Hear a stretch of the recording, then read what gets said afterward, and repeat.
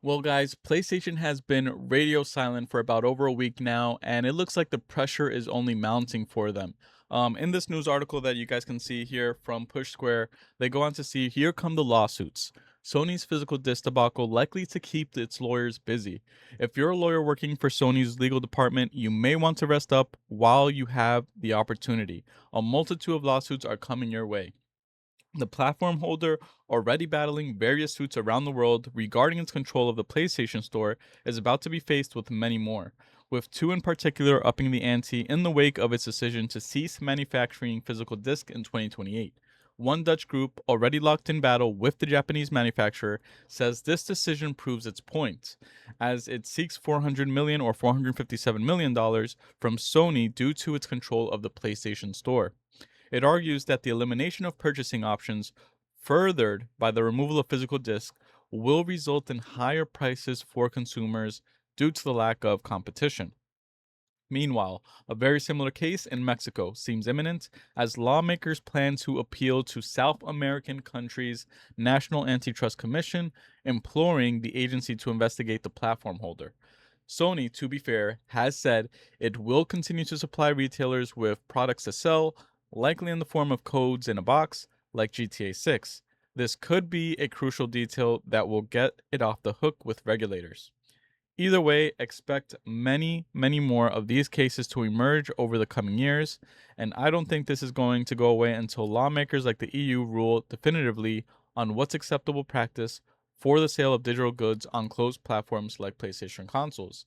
So, PlayStation came out with this pretty much with this announcement and it's saying, they were going to end the physical disc after January 2028, and they didn't provide any more clarification beyond that, whether there was going to be a sort of a plan in place, whether there was going to be some sort of, transition period for people who had disc for previous generations of PlayStation.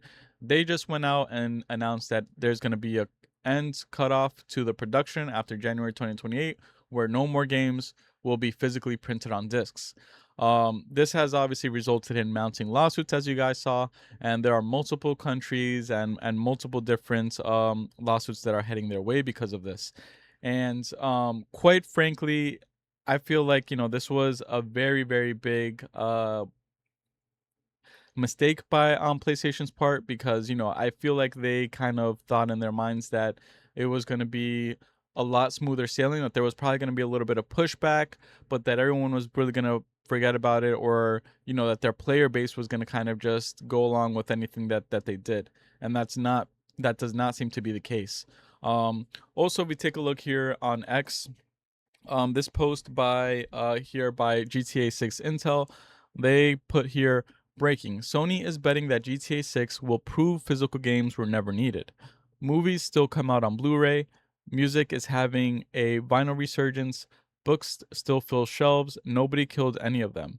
They were allowed to become a niche. Sony isn't giving games that option. This ends in January 2028 with no expectations. GTA 6 is a test subject for this. If it ships without a disc and still breaks every record, every publisher on the planet will point to November 19th and say, "See, nobody cared." And I think that a lot of people had that sentiment. PlayStation kind of had the sentiment that that no matter what, they have a dedicated hardcore fan base that's gonna show up for them no matter what they do.